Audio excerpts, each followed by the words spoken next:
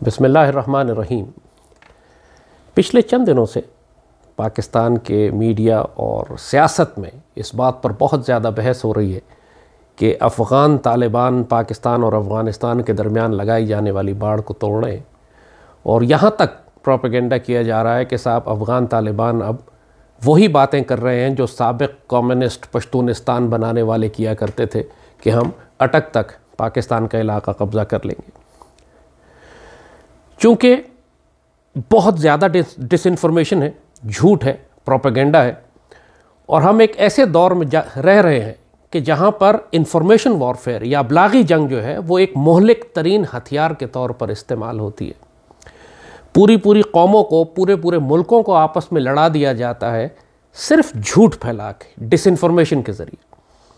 لہٰذا یہ بہت ضروری ہے کہ پاکستانی قوم اور افغانستان کے مسلمان ایک بات کو بنیادی طور پر سمجھ لیں کہ اس وقت پوری دنیا میں بہت بڑے دشمن ہیں اسلام کے، جو چاہتے ہیں کہ پاکستان اور افغانستان کی امارت اسلامی کے درمیان جنگ ہو جائے۔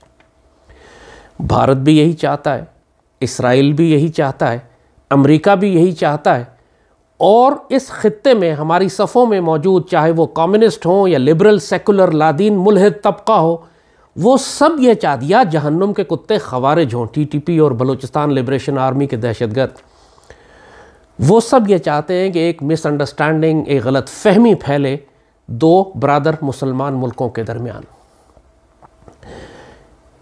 جیسے کہ یہ بات کہی کہ اس بات کو پہلے بالکل مستحکم کر لیں کہ افغانستان کے طالبان یا اس سے پہلے جو افغان مجاہدین تھے، جن کے یہ جو سوویت یونین کے خلاف جہاد کر رہے تھے اور اب انہوں نے امریکہ کے خلاف اور نیٹو کے خلاف جہاد کیا ہے، یہ تمام مسلمان وہ ہیں جو کبھی بھی پاکستان سے دشمنی نہیں کر سکتے۔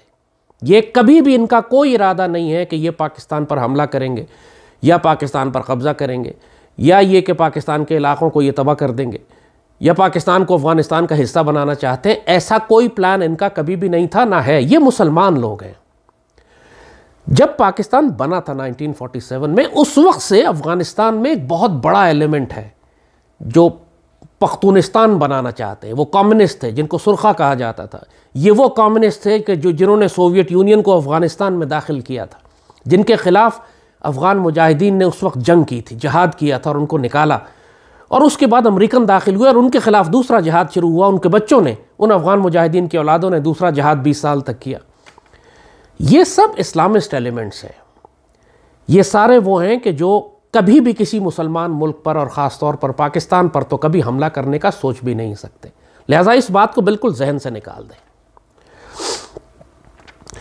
دوسری یہ بات سمجھیے گا کہ جہاں تک ایک باڑ لگانے کا تعلق ہے، ایک فینس لگانے کا تعلق ہے دو ملکوں کے درمیان یا ایک ملک کے درمیان میں اس کی کسی دشمن سے اپنے آپ کو بچانے کے لیے، تو کوئی بھی باڑ دنیا میں، کوئی بھی فینس دنیا میں ایسی نہیں ہے کہ جس کو آپ لگا دیں تو بس وہ اپنا کام کرتی رہے گی۔ آپ کو اس فینس کی، اس باڑ کی حفاظت کرنے کے لیے بھی ہزاروں سپاہی لگانے پڑتے ہیں۔ آپ کو چیک پوسٹ بنانی پڑتی ہیں، آپ کو مائن فیلڈز بچھانے پڑتے ہیں، آپ کو بجلی کی سرچ لائٹس لگانی پڑتی ہیں، آپ کو مسلسل پیٹرولنگ کرنی پڑتی ہے، آپ کو ریڈارز اور اس کے اوپر نائٹ ویژن ڈیوائسز لگانی پڑتی ہیں، جب جا کر آپ اس فینس کو سیکیور کرتے ہیں۔ اور یہ آج کا طریقہ نہیں ہے، ہزاروں سال سے ایسے ہی ہوتا آ رہا ہے۔ چین میں کئی ہزار سال پہلے انہوں نے دیوار چین بنائی، 1500 کلومیٹر لمبی دیوار بناتے ہوئے 10 لاکھ لوگ مرے، نہ جانے کتنی جنریشنز لگ گئی اس کو بنانے میں، لیکن وہ صرف دیوار چین کافی نہیں تھی اس چینی سلطنت کو بچانے کے لیے۔ اس دیوار چین کے ہر 10 قدم کے فاصلے پر ایک سپاہی مسلح کھڑا ہوتا تھا اس دیوار کی حفاظت کے لیے۔ اس طرح اس دیوار کی حفاظت کی گئی، اس طرح وہ دیوار کارآمد ہوئی باہر سے آنے والے دشمنوں کو روکنے کے لیے۔ اگر وہ سپاہی بیچ میں سے آپ ہٹا لیں تو وہ دیوار ریت کی دیوار بن جائے گی، دشمن بآسانی اسے کراس کر لے گا۔ اسی طرح انڈیا نے جو لائن آف کنٹرول پہ فینسنگ لگائی ہے، وہ صرف فینس نہیں لگائی، انڈیا نے فینسنگ لگائی ہے، ہزاروں بنکر بنائے ہیں اس کے گرد، مائن فیلڈز لگائی ہیں، ریڈارز لگائے ہیں، سرچ لائٹس ہیں، کتے ہیں، پیٹرولنگ ہوتی ہے، اور پھر فینس کے بھی، باڑ کی بھی 3 لیئرز ہیں۔ ایک ہے اس کے پیچھے ہے، پھر اس کے پیچھے. اس طرح جا کے انہوں نے باڑ کی حفاظت کی ہے کہ پاکستان سے مجاہدین مقبوضہ کشمیر جا کر تحریک آزادی میں شامل نہ ہو سکیں. تو ایک بات ذہن میں یہ رکھیے گا کہ جب بھی باڑ لگائی جاتی ہے اس کو پروٹیکٹ کرنے کے لیے بھی لاکھوں کی فوج لگانی پڑتی ہے. اور دوسری بات یہ کہ دنیا کی کوئی بھی دیوار یا باڑ ایسی نہیں ہوتی جو پرماننٹ ہو، جو ہمیشہ کے لیے لگائی جائے. جس مقصد کے لیے وہ لگائی جاتی ہے، جب وہ مقصد پورا ہو جائے اس کے بعد وہ دیوار یا صرف ایک نمائشی چیز رہ جاتی ہے، جیسے دیوار چین ہے آج، صرف نمائشی ایک چیز ہے، اس کا اب کوئی استعمال نہیں ہے، یا پھر گرا دی جاتی ہے، جیسے دیوار برلن گرا دی گئی تھی. وہ برلن کو بیچ میں سے تقسیم کر دیا، ایک حصہ سوویت یونین کے پاس تھا، ایک حصہ نیٹو اور امریکنز کے پاس تھا. لیکن جب سوویت یونین ٹوٹا، جغرافیائی اور سیاسی صورتحال تبدیل ہو گئی، تو اس دیوار برلن کی اب کوئی ضرورت نہیں تھی، اس کو گرا دیا گیا اور وہ سارے متحد ہو گئے جرمنی والے. تو یہ دو باتیں ذہن میں رکھیے گا، باڑ کی حفاظت بھی کی جاتی ہے، اور جب جغرافیائی یا دفاعی یا اسٹریٹجک صورتحال تبدیل ہو جائے تو پھر کوئی باڑ، کوئی دیوار پرماننٹ نہیں ہوتی، یا وہ صرف سیریمونیل رہ جاتی ہے یا گرا دی جاتی ہے. پاکستان نے افغانستان کے درمیان یہ باڑ اس وقت لگائی تھی جب پچھلے 20 سال سے وہاں امریکنز تھے، جب وہاں پر امریکنز کی سرپرستی میں ایک ناپاک اور پلیت کابل کی حکومت تھی، جو پاکستان توڑنا چاہتے تھے، جو پاکستان میں دہشت گردی بھیج رہے تھے. وہاں بھارت موجود تھا، درجنوں بھارت کے کونسلیٹس تھے جو پاکستان میں ایک بھاری دہشت گردی بھیج رہے تھے اندر. وہاں ٹی ٹی پی کے دہشت گرد تھے، وہاں بلوچستان لبریشن آرمی کے دہشت گرد تھے. اور ظاہر ہے کہ 1 لاکھ سے زائد شہداء جب ہم نے دیے اور ہماری خوفناک جنگیں پاکستان کے شہروں میں ہوئی، تو ایک طریقہ سمجھا گیا کہ اس کو روکنے کا ایک طریقہ یہ بھی ہو سکتا ہے کہ ہم افغانستان کے درمیان میں ایک باڑ لگا دیں. مگر جب سے امریکنز افغانستان سے نکل کر گئے، وہاں سے انڈینز کا صفایا ہو گیا، امریکنز چلے گئے، نیٹو چلا گیا، کابل حکومت چلی گئی، وہ تمام بڑے بڑے تھریٹس جو ہمیں افغانستان سے تھے وہ خود بخود ریموو ہو گئے. افغان طالبان کابل میں آ گئے، اور افغان طالبان کے کابل میں آنے کی وجہ سے خطے کی تمام جیو پالیٹکس اور جیو اسٹریٹجک سچویشن تبدیل ہو کے رہ گئی ہے. ایک جانب پاکستان نے جب باڑ لگائی تو اس وقت بھی ہمیں پرابلمز تھیں، کیونکہ اس 1200-1300 کلومیٹر کی باڑ میں ممکن نہیں تھا کہ ہم ہر 100 قدم یا 50 قدم کے بعد ایک پوسٹ بناتے، اپنے سپاہی لگاتے، ہم مائن فیلڈز لگاتے، ہم سرچ لائٹس لگاتے، ہم پیٹرولنگ کرتے. پاسبل ہی نہیں تھا. یہ ایکچولی جب باڑ لگائی جا رہی تھی تو اس وقت بھی خیال تھا بہت لوگوں کا کہ ہم صرف اپنے ریسورسز ضائع کر رہے ہیں، چونکہ یہ باڑ اس کو ہم ڈیفینڈ ہی نہیں کر سکتے، اس کے لیے جو وسائل چاہیے وہ ہے ہی نہیں ہمارے پاس. پوری پاک فوج 6 لاکھ لگانی پڑے گی مغربی سرحد کے اوپر اس باڑ کی حفاظت کے لیے، تب ایفیکٹو ہوگا. یہ ظاہر ہے کہ وہ ہم کر نہیں سکتے تھے، جو ہم نے اپنی ساری فوج انڈیا کے خلاف لگائی. تو باڑ لگا تو دی گئی تھی، اس سے بہرحال بہت کسی حد تک فائدہ ہوا ہمیں. ٹی ٹی پی کے کچھ ایلیمنٹس کے جو اتنی زیادہ فری ایکسس تھی رکی، مگر آپ کو ایک ہیومن کاسٹ بھی دینی پڑتی ہے. یہ پورے علاقے، یعنی افغانستان پاکستان کا یہ پورا خطہ جو ہے کئی ہزار سال سے یہ مارشل ایریا ہے. یہاں جنگی لوگ رہتے ہیں، یہاں پہ ملیٹنٹ لوگ رہتے ہیں، یا وہ لوگ رہتے ہیں کہ جو اسلحے کو اپنے پاس رکھتے ہیں. اور ہزاروں سال سے اس پورے خطے میں آرمیز مارچ کرتی رہی ہیں دونوں اطراف میں، چاہے الیگزینڈر کی آرمی ہو جو وہاں سے آئی ہو، شہاب الدین غوری ہو، غزنوی ہو، عبدالی ہو، بڑی بڑی فوجیں ہیں جو اس طرف ہندوستان اور اس پورے خطے کی طرف حملے کرتے آئی ہیں، یا برٹش امپائر ہو جو یہاں سے گئی ہے افغانستان کے اندر. ہزاروں سال سے یہاں پہ ٹرائبز موو کرتے رہے ہیں، آرمیز آتی رہی ہیں. کبھی بھی کسی امپائر نے، کی سلطنت نے، بڑی بڑی سلطنتیں بنی، کسی نے اپنے آپ کو ڈیفینڈ کرنے کے لیے بیچ میں باڑ نہیں لگائی تھی. بعض علاقے ہوتے ہیں جہاں کے لوگوں کی طبیعت ایسی ہوتی ہے کہ آپ باڑ لگا کے ان کو نہیں روک سکتے، اور یہ افغانستان پاکستان کا خاص طور پہ جو ملیٹنٹ پشتون بیلٹ ہے، یہ مارشل ریسز ہیں، ان کو باڑ سے تو آپ روک ہی نہیں سکتے کبھی بھی. ہمیشہ سلطنتوں نے، برٹش امپائر نے جب ڈیورنڈ لائن کا ایگریمنٹ سائن کیا 1893 میں، تو انہوں نے اس وقت باڑ نہیں لگائی ڈیورنڈ لائن کے اوپر کہ جی افغانستان اس طرف ہے، برٹش امپائر اس طرف ہے. انہوں نے اس ڈیورنڈ لائن کا دفاع کیا ڈپلومیسی اور ملٹری پاور کے ساتھ. پیچھے پوری برٹش امپائر کی طاقت تھی کہ اگر افغانستان نے اس کو وائلیٹ کیا یا کسی قبیلے نے وائلیٹ کیا تو پھر برٹش امپائر اپنی پوری طاقت کے ساتھ آتی. اور ساتھ انہوں نے ڈپلومیسی کی، انہوں نے افغانستان کے ساتھ انگیج کر کے بات چیت کر کے سارے معاملے کو رکھا. کہ آپ نے دیکھا کہ پورا برٹش امپائر کا پیریڈ 1893، اس سے پہلے جو 19 سینچری تھی اس میں برٹن نے 3 فوجیں بھیجی افغانستان کے اندر. First Afghan campaign, second, third, مار بھی پڑی ان کو، نقصان بھی اٹھایا، لیکن انہوں نے افغانستان کو بھی اتنا بھاری نقصان پہنچایا کہ خود افغانستان کے امیر، میرا خیال امیر عبد الرحمن تھا اس وقت شاید 1893 میں، اس نے برٹش امپائر سے کہا کہ اچھا بہت لڑائی کر لی ہم نے، اب آئیں ہم اپنی سرحدیں ڈیفائن کر لیتے ہیں. اور وہ صرف پاکستان اور انڈیا، یعنی افغانستان اور ہندوستان کے درمیان کی سرحد ڈیورنڈ لائن نہیں ڈیفائن ہوئی تھی اس وقت، ایران کے ساتھ سرحد، سینٹرل ایشیا کے ساتھ سرحد، یہ جو آمو دریا کی سرحد ہے تاجکستان، ازبکستان، ترکمانستان والی، یہ ساری زار آف رشیا کے نمائندے آئے تھے، ایران کے شاہ جو صفوی تھا اس کے نمائندے گئے تھے، برٹش امپائر. یہ بہت بڑی میٹنگ تھی. یہ صرف یہ نہیں تھا کہ صرف برٹش امپائر یا امیر نے بیٹھ کے کابل میں فیصلہ کر لیا تھا، لنڈن میں فیصلہ ہوا تھی. وہ سب لنڈن میں گئے، وہاں بیٹھ کے ایک میٹ اور ڈیسائیڈ کیا گیا کہ یہ افغانستان کی ماڈرن باؤنڈری کیسی بنائی جائے گی. اور اس میں وخان کی پٹی جو ہندوستان کا حصہ تھا، اس کو افغانستان کو دیا انگریزوں نے جان بوجھ کر، تاکہ زار کے ساتھ، رشیا کے ساتھ ایک بیچ میں بیریئر بن سکے. جو آپ دیکھتے ہیں کہ افغانستان کی ایک چونچ نکلی ہوئی ہے ہمارے چترال کے نارتھ میں، وہ صرف اس لیے بفر زون کے طور پر بنائی گئی تھی. افغانستان کو بفر سٹیٹ رکھا گیا تھا کہ رشین امپائر اور برٹش امپائر کے درمیان ایک گیپ آ جائے، آپس میں ان کی جنگ نہ ہو. یہ سارے نقشے جو بنائے گئے تھے یہ اس وقت بنائے گئے تھے. اور جب پاکستان بنا تو اسی وقت سے یہ جو سوویٹ انفلوئنس افغانستان میں اتنا بڑھ چکا تھا کہ انہوں نے پشتونستان کا نعرہ لگا دیا. آپ کو دیکھا 1947 Afghanistan was the first country جس نے یونائٹڈ نیشنز میں پاکستان کی مخالفت کی. سب سے زیادہ پرابلمز ہمیں افغانستان سے ہوئی، انڈیا سے اتنی پرابلم نہیں ہوئی جتنی ہمیں افغانستان سے ہو رہی تھی. اور سارے وہ ظاہر شاہ کے ایلیمنٹس، اس کے بعد جو آنے والی ڈیکیڈز میں 50s میں اور 60s میں باقاعدہ جنگیں ہوئیں، باقاعدہ حملے ہوئے، پورا ہمارے ٹرائبل ایریا میں پریشانیاں رہیں ہمیشہ، ہمیں باقاعدہ فوجیں داخل ہوتی رہیں اندر افغانستان کی جانب سے. اور اس کے اندر یہ پشتونستان بنانے کا کانسیپٹ کہ یہ ہم باجوڑ پہ قبضہ کر لیا تو کبھی اس پہ قبضہ کر لیا. اور پاکستان آرمی کو اور ایئر فورس کو باقاعدہ جنگیں کرنی پڑیں اس سارے افغان ایلیمنٹس کو پیچھے دھکیلنے کے لیے کہ جو 50s اور 60s میں پاکستان کے اندر آ کے قبضہ کرنے کی کوشش کرتے رہے تھے. اور یہ سارے نان اسلامک ایلیمنٹس تھے، یعنی یہ وہ سارے سیکولر ایلیمنٹس تھے، یہ سارے وہ کمیونسٹ اور مارکسسٹ ایلیمنٹس تھے، پشتونستان بنانے والے ایلیمنٹس تھے، خان عبد الغفار خان والے ایلیمنٹس تھے، جو پاکستان میں ہمارے پاس بڑے کثیر تعداد میں یہ موجود ہیں کہ جو ہمیشہ پاکستان کے وجود کو قبول ہی نہیں کرتے.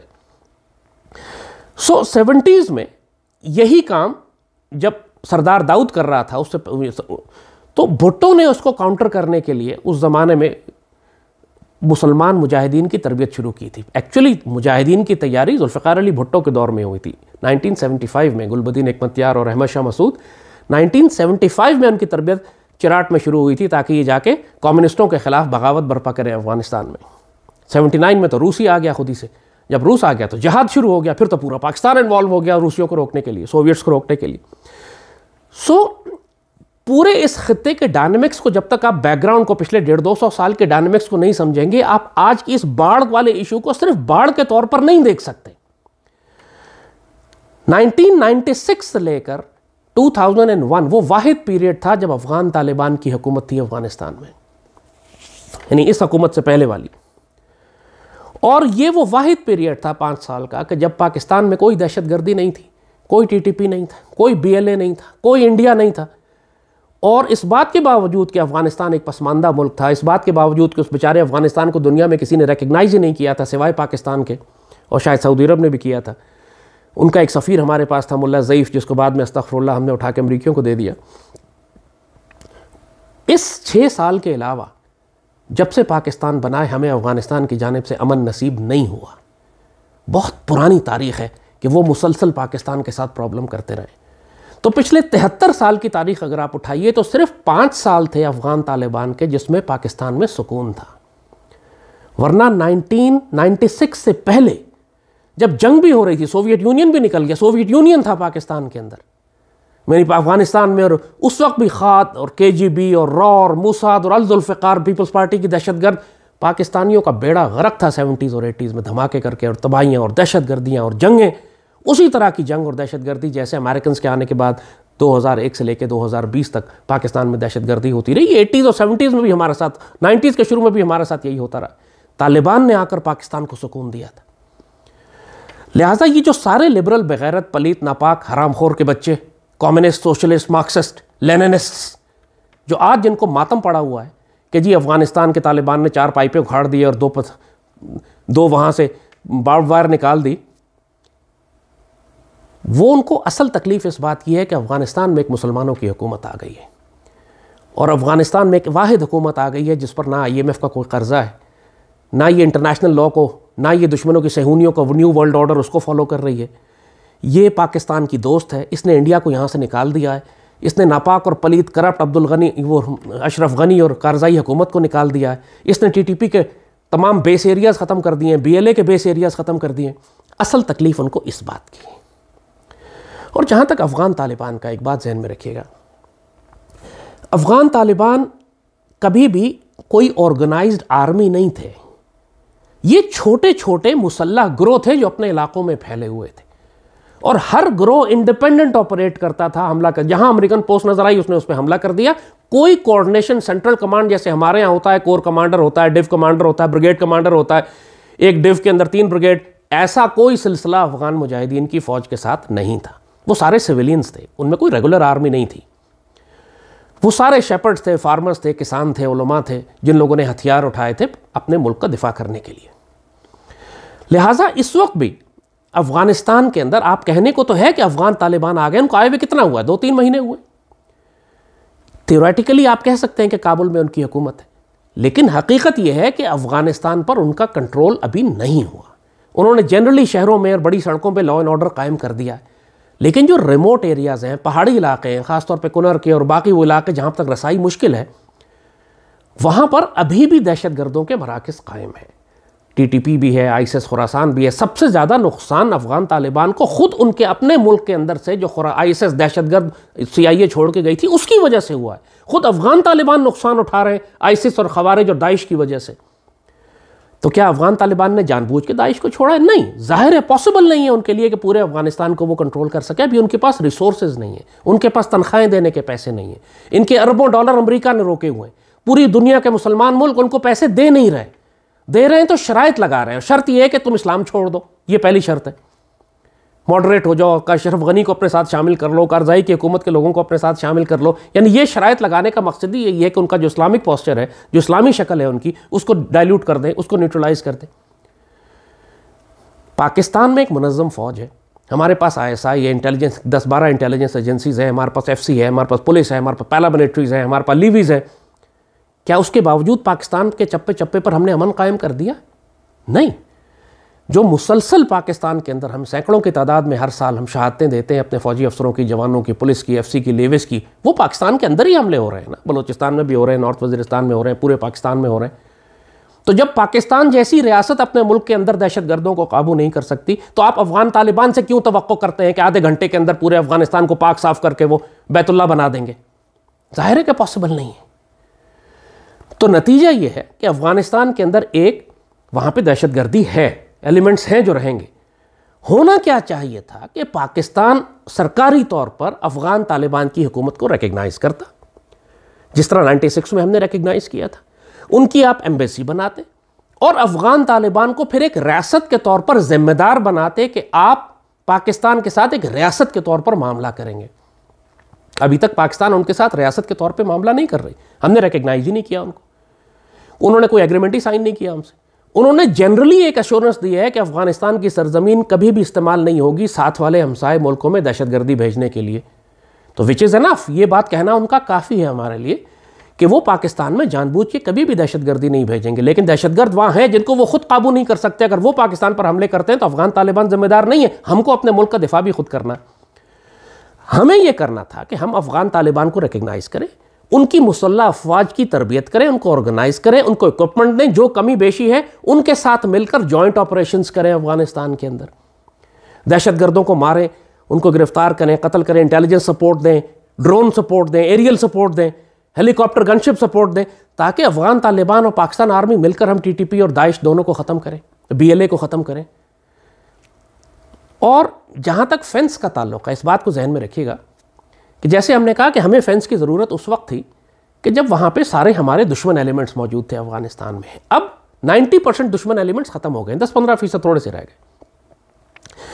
مگر اس فینس کے نتیجے میں اس پورے خطے کے ہزاروں لاکھوں لوگوں کو نقصان بھی ہو رہا تھا. قبیلے تقسیم ہو گئے تھے. ظاہر ہے کہ ہزاروں لاکھوں لوگ مسلسل اس پورے خطے میں، آپ پچھلے 30-40-50 سال سے افغانستان اور پاکستان کے درمیان لوگ فری موومنٹ کرتے ہیں، لائٹ فوٹڈ ہے، ہمیشہ ہجرت ہوتی رہتی ہے، قبیلے ادھر بھی رہتے ہیں ادھر بھی رہتے ہیں. پاکستان میں جتنے پشتون قبائل ہیں ان سب کے کوئی نہ کوئی رشتہ دار، کوئی نہ کوئی عزیز افغانستان سائڈ پہ ہیں، ان کے اس طرف ہیں. اور جس طرح کشمیر کو آپ نے ڈیوائڈ کر دیا، یہ آرٹیفیشل ڈویژن ہے. کشمیر میں تو زبردستی ہے، پوری بھارتی فوج کی جیسے کہا پوری ریاست طاقت ہے، 6 لاکھ فوج انہوں نے صرف لائن آف کنٹرول پہ لگائی ہوئی. افغانستان میں ہم نے ایسا کچھ نہیں کیا. اور افغانستان میں اس وقت اس قدر غربت ہے، وہاں کوئی انڈسٹری نہیں ہے، وہاں کوئی کاروبار نہیں ہے، وہاں کوئی بزنس نہیں ہے، وہاں کے ہزاروں لاکھوں لوگ بھوکے پیاسے مر رہے ہیں. وہ کیا کریں گے غریب لوگ؟ جس چیز کو آپ سمگلنگ کہتے ہیں وہ اس کو سمگلنگ نہیں سمجھتے، وہ اس کو تجارت سمجھتے ہیں. وہ اپنا ڈرائی فروٹ ہے، اپنا اخروٹ ہے، اپنی جو چیز وہاں اگاتے ہیں، اپنا انار ہے، اپنی جو چیز وہاں پہ اگاتے ہیں اس کو پاکستان، جو وہاں منرلز نکالتے ہیں، جو وہاں پہ مائنز کے ذریعے سنگ مرمر نکالتے ہیں، اس کو پاکستان لانے کی بات کرتے ہیں. کچھ ایلیمنٹس اس میں ایسے ہیں کہ جو ڈرگ ڈیلرز ہیں، اس میں کوئی شبہ نہیں، کیونکہ ظاہر ہے جب کھانے پینے کو کچھ بھی نہیں ہے وہاں پہ تو لوگ وہاں پہ ڈرگز اگا دیتے ہیں. کچھ فیول سمگلنگ کرتے ہیں، ایران کے رستے آتے ہیں، تیل، پیٹرول، فیول، ڈیزل سمگل کرتے ہیں، جس کو ہم سمگلنگ کہتے ہیں. ان کے نزدیک وہ تجارت ہے، وہ اس کو برا سمجھتے ہی نہیں. جب آپ فینس لگا دیتے ہیں تو پھر آپ ایک بہت بڑے طبقے کو اس کی انکم سے محروم کرتے ہیں. آپ اسے کھانا بھی نہیں دے رہے، آپ ان کو ریکگنائز بھی نہیں کر رہے، آپ ان کو بزنس بھی نہیں دے رہے، اور آپ نے فینس لگا کے بند بھی کر دیا، اور ان کے پاس اسلحہ بھی ہے. وہ مرے گا نہیں، وہ مرے گا بھوکا پیاسا یا کیا کرے گا؟ اس نے ظاہر آگے بڑھ کر فینس توڑنی، کہنا ہے ہمیں آنے دو. جینوئن مسئلے ہیں لوگوں کے وہاں پہ. یعنی آپ 100% سمگلنگ بھی بند نہیں کر سکتے. خود پاکستان کے اندر لاکھوں لوگوں کا روزگار اس سمگلنگ سے وابستہ ہے جو ایران اور افغانستان سے ہو رہی ہے. جب حکومت نے بلوچستان کے اندر وسائل ہی نہیں لگائے، انڈسٹری نہیں لگائی، لوگوں کو اپرچونٹی نہیں دی جابس کی. یہ درست بات ہے. ابھی جس طرح ابھی گوادر میں اتنے ہنگامے ہو رہے تھے، وہ صرف فشنگ رائٹس کے لیے نہیں تھے. ان ہنگاموں کے پیچھے بہت بڑا ریزن یہ تھا، وہی بات جو پی ٹی ایم والے کرتے ہیں، نارتھ وزیرستان میں چیک پوسٹیں ہٹاؤ. پی ٹی ایم نے تو دہشت گردی کرنی ہوتی، لیکن یہاں پہ لوگوں کی بے چینی یہ تھی کہ ان کی چیک پوسٹوں کی وجہ سے، فینسنگ کی وجہ سے ایران اور افغانستان سے سمگلنگ بھی بند ہو گئی تھی، جس کو اگین میں کہہ رہا ہوں ہم سمگلنگ کہتے ہیں، وہ سمگلنگ نہیں سمجھتے، وہ اس کو تجارت سمجھتے ہیں. ان کے نزدیک وہ کوئی ناجائز کام نہیں کر رہا ہے.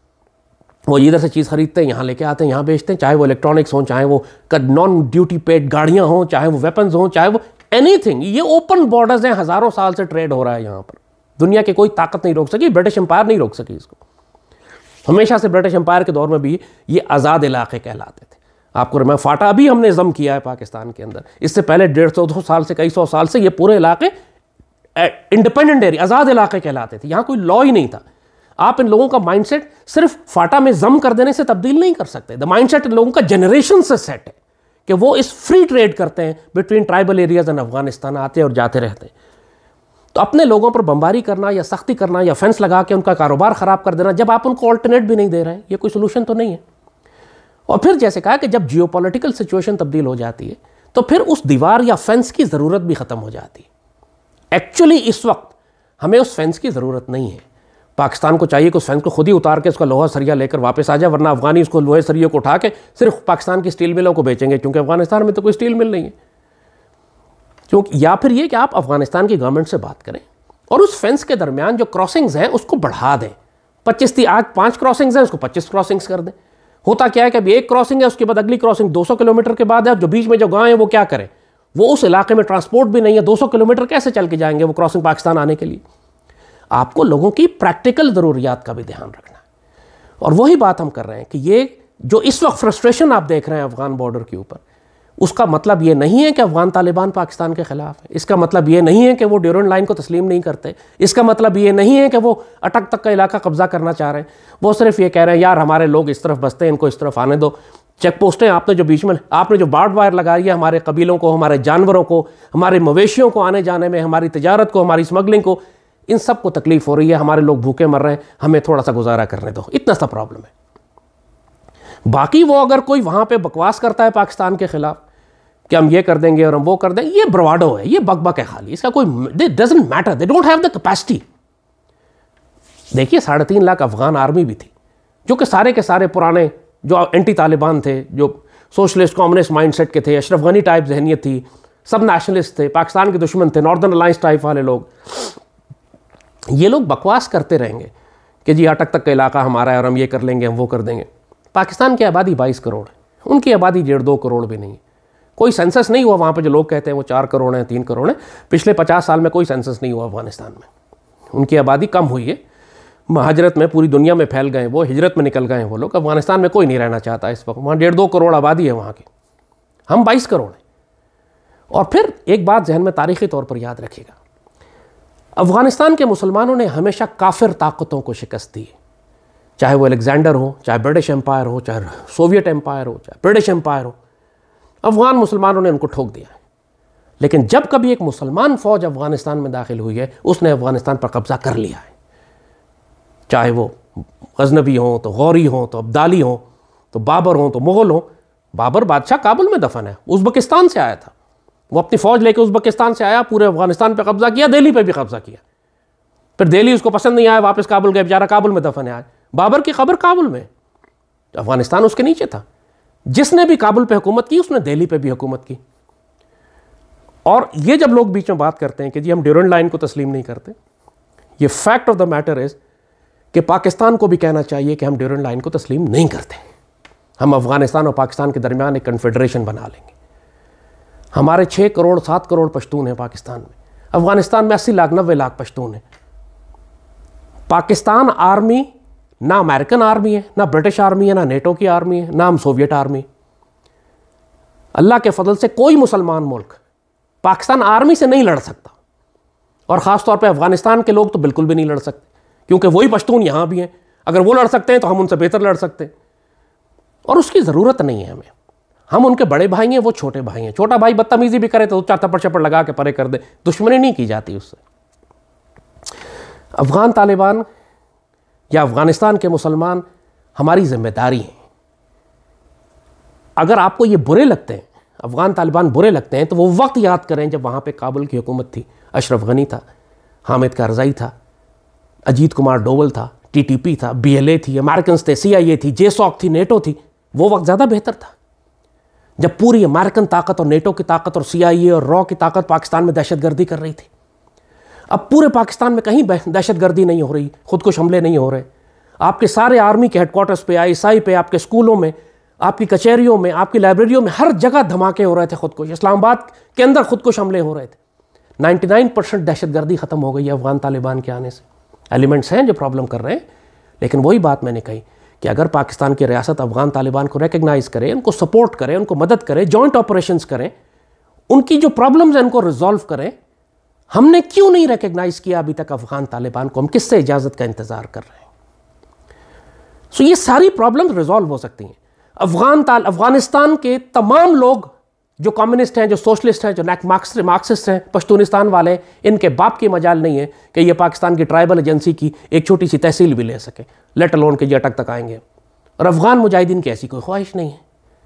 تو کیوں بلا وجہ چیخنے چلانے لگتے ہیں، ماتم کرنے لگتے ہیں کہ اگر 2 پول نکال کے، کھمبے نکال کے گر گئے، اس لیے کہ قبیلے آنا جانا چاہتے ہیں آپس میں کہ جی پاکستان تباہ ہو گیا، لٹ گیا، اٹک تک ہم سارے اب ہمارے ہاتھ سے نکل جائے گا. افغان نہ ان کی خواہش ہے، نہ ان کی کیپیسٹی ہے. ان کی کیپیسٹی بھی نہیں ہے. اگر وہ خواہش بھی کریں نعوذ باللہ کہ ہم پاکستان پر حملہ کرتے ہیں، they don't have the capacity. یہاں سامنے مسلمان فوج کھڑی ہے، پشتون کھڑے ہیں فرنٹ لائن پہ، ساری ہمارے پشتون ایلیمنٹس ہیں، ایف سی زے اور ہماری آرمی کے. تو پاسبل نہیں. We are not Americans.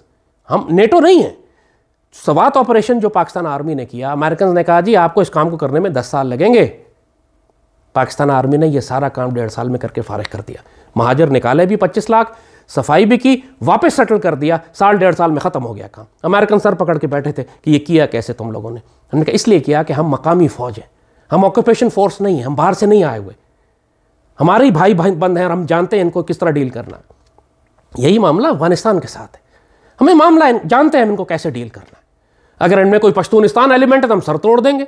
اگر کوئی مجاہدین اور طالبان ایلیمنٹ ہے تو ہمارا بھائی ہے، نو پرابلم. اور پرابلم سمجھیں ان کی، وہ بھوکے ہیں، ان کو تکلیف ہے، اور ان کے ساتھ ڈیل کرنے کے لیے آپ کو ریاست کی سطح پہ بات کرنی ہے. تو وہی میں کہوں گا حکومت پاکستان سے، ریکگنائز کریں، ان کو ایمبیسی دیں، یہاں بلائیں، عزت دیں، رسپیکٹ دیں. آپ نے اتنا بڑا OIC کا اجلاس کیا فورن منسٹرز کا افغانستان کے لیے، اور جب آخری تصویر کھینچی تو اس میں افغانستان کو جگہ بھی نہیں دی. ذلیل کیوں کرتے ہیں ان کو یار؟ ریکگنائز کرتے. آپ نے چندہ اور بھیک دینے کے لیے فنڈ بنا دیا، ریکگنائز کیوں نہیں کیا؟ اگر یہ سارے مسلمان ملک ریکگنائز کر لیتے مل کے افغانستان کو کہ کابل میں ایک نئی حکومت آئی، ہم تسلیم کرتے ہیں، یہ ہوتی کہ آپ نے عزت دی ہے انہیں. پھر آپ بات کرتے ہیں ان سے، پھر پوچھتے افغان طالبان سے، پھر ذمہ دار بناتے ہیں ان کو کہ کیوں جی آپ فینس کیوں توڑ رہے ہیں، اور اگر توڑ رہے ہیں تو پھر آپ سیکیورٹی بھی آپ دیں وہاں پہ تاکہ کوئی دہشت گردی اندر نہ آئے۔ ان سب چیزوں کو ڈپلومیسی کے ساتھ اور ریاست کی طاقت سے ڈیل کیا جا سکتا ہے، جیسے برٹش امپائر کرتا تھا اس وقت۔ برٹش امپائر نے جیسے کہا فینس نہیں لگائی تھی، لہٰذا پینک نہ کریں، کوئی پرابلم نہیں ہے، صرف حکومت پاکستان کو سالڈ ڈیسیشنز لینے، ڈپلومیٹک بھی، پولیٹیکل بھی اور ملٹری بھی۔ آپ سارے دہشت گرد ایلیمنٹس کے خلاف سالڈ ڈپلائمنٹ کریں، افغانستان کے اندر جا کے ماریں اگر مارنے کی ضرورت ہے تو، افغان طالبان کو آن بورڈ کریں، بتائیں کہ جی ہم اندر جا کے کنر میں ماریں گے، ٹی ٹی پی اور داعش کے بیسز ہیں وہاں پہ، تم ساتھ آتے ہو اچھی بات ہے ورنہ ہم خود جا کے ماریں گے۔ افغان کچھ بھی نہیں کہیں گے آپ کو، ان کو یہ داعش اور ٹی ٹی پی سے ان کو بھی پرابلمز ہیں۔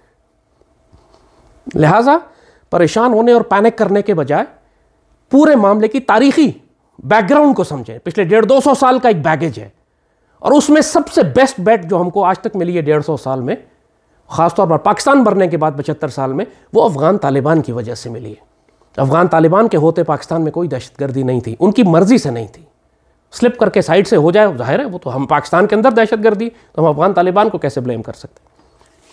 لہٰذا ڈونٹ وری اباؤٹ دس، اللہ کا فضل ہے، خیر ہے، پوری بہت بڑا اللہ نے ہمیں جیو پولیٹیکل ایڈوانٹیج دے دیا ہے کہ دشمن حکومت کابل کی ہمارے مغربی سرحد سے ہٹ گئی ہے، اور وہاں ایک اچھی حکومت آ گئی جو پاکستان کی دوست ہے۔ چھوٹی موٹی ٹک ٹک لگی رہے، بدمزگی ہو جائے، 2 کھمبے اکھاڑ دیں، کوئی قیامت نہیں آ گئی۔ اس وقت کو سوچیں کہ جب طالبان نہیں تھے اور ہمارے دشمن وہاں پر ہماری خون کی ندیاں بہا رہے تھے۔ اللہ کا بہت فضل ہوا ہے، چیخنا چلانا بند کریں اور افغان طالبان کو عزت دیں جیسی دینی چاہیے، اور اپنی مغربی سرحدوں کو مکمل محفوظ کریں۔ جہاں تک فینس کا تعلق ہے، میرا ذاتی خیال ہے کہ اگر افغان طالبان مضبوط ہو جاتے ہیں افغانستان میں تو ہمیں اس فینس کی ضرورت نہیں ہے، ہم خود ہی ہٹا کے اس کے سریے کو لا کے اپنی سٹیل مل میں پگھلا لیں، اور ہماری پاکستان اور افغانستان کے درمیان ایک کنفیڈریشن بن جانی چاہیے، فری موومنٹ، ان کے دونوں ڈیول نیٹ سٹیزن شپ شہری، 2 ملک ایک ہی دولت بیر ملت، جو ترک کہتے ہیں، 2 ملک لیکن ایک قوم۔ انشاءاللہ آنے والے وقتوں میں ایک ہوں گے مسلم حرم کی پاسبانی کے لیے، نیل کے ساحل سے لے کر تابخا کے خاشگر، یہ بیچ میں فینس وینس کی کوئی حیثیت نہیں ہے، اس نے آج یا کل ہٹ ہی جانا ہے، بیچ میں یہ سرحدیں ختم ہو جائیں گی مسلمان ملکوں میں۔ So don't worry about this, اگر فینس ختم ہوتی ہے ہونے دیں، پاکستان اپنا دفاع کر سکتا ہے، don't worry about it. Pakistan زندہ باد۔